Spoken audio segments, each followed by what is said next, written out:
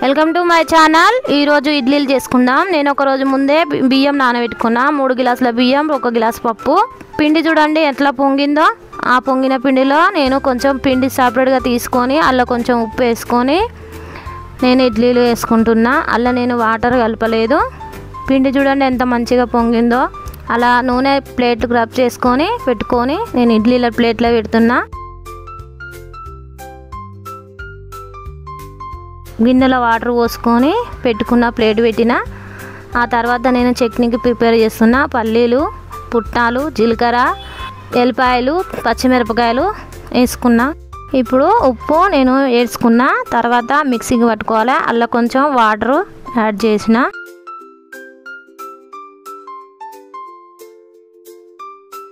ఈ లోపల ఇడ్లీలు రెడీ అయినాయి। నేను మూత తీసి చూసుకుంటున్నా।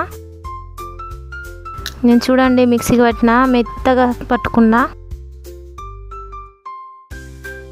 ఈ లోపల పోపు కోసం నేను 1 స్పూను నూనె పోసుకొని జీలకర్ర, ఆవాలు, కలిమాకు, కొంచెం పసుపు వేసుకున్నా పోపుకు।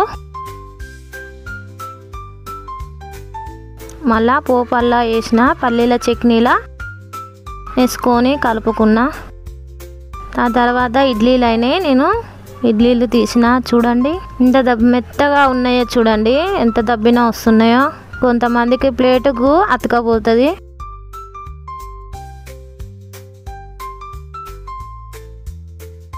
ఇడ్లీలు రెడీ అయినాయి చూడండి ఎంత మెత్తగా ఉన్నాయో, దూది లెక్క, స్పాంజీ లెక్క।